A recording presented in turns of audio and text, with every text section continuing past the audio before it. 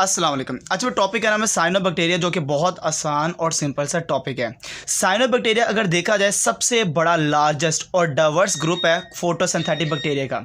मतलब photosynthetic bacteria का सबसे बड़ा जो ग्रुप है उसको नाम देते हैं दे आर कॉल्ड साइनोबैक्टीरिया।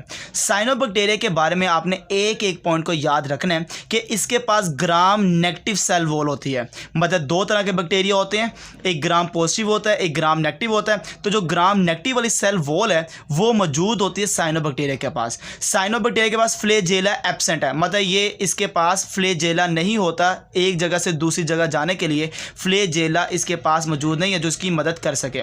इसके पास क्लोरोप्लास्ट भी नहीं होता। इसके पास फोटोसिस्टम 1 ये भी एब्सेंट होता है। इसके पास एक जगह से दूसरी जगह पे लेकर जाने के लिए गैस वेजिकल्स होते हैं जो कि मदद देते हैं, हेल्प करते हैं ग्लाइडिंग मूवमेंट इन वाटर। तो पानी के अंदर एक जगह से दूसरी जगह लेकर जाने के लिए इसके पास गैस वेजिकल्स होते हैं। और अगर देखा जाए आपको कहा फोटोसिंथेटिक बैक्टीरिया, तो इसके पास थैलाकोइड तो होते हैं और सारे थैलाकोइड आपको नजर आते हैं साइटोप्लाज्म में जो कि डिस्पर्स फॉर्म में है। मतलब थैलाकोइड होते हैं, क्लोरोप्लास्ट तो है ही नहीं है, तो थैलाकोइड सिर्फ और सिर्फ आपको नजर आते हैं इसके पास और मौजूद कहाँ पे होते हैं, साइटोप्लाज्म के अंदर है।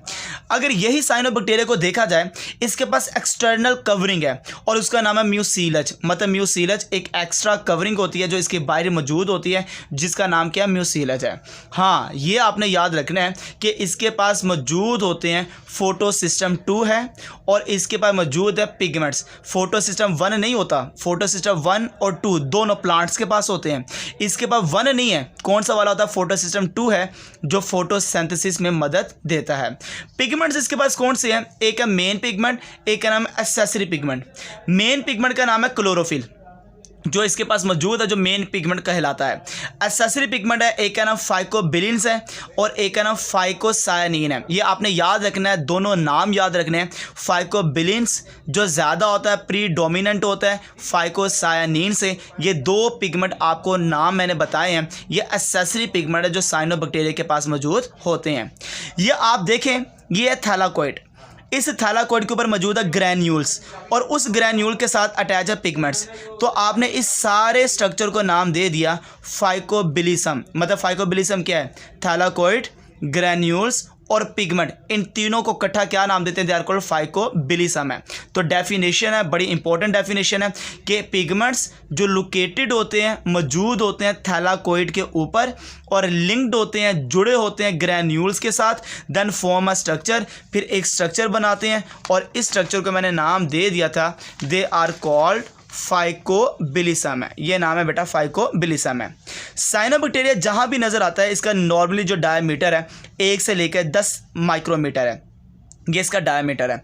इसके पास जो स्टोर होती है प्रोडक्ट उसका नाम ग्लाइकोजन है और ये अपनी रिप्रोडक्शन जो अपने आप को नस्ल को बढ़ाता है उसका नाम है फ्रेगमेंटेशन। देखिए मैंने एक एक पॉइंट को बता रहा हूँ, एक एक पॉइंट निकाला हुआ, रिप्रोडक्शन, कौन सा प्रोडक्ट है, इसका डायमीटर कितना है, कौन से मतलब कि कौन से स्ट्रक्चर बनते हैं, ये सारा कुछ आपने याद रखना है।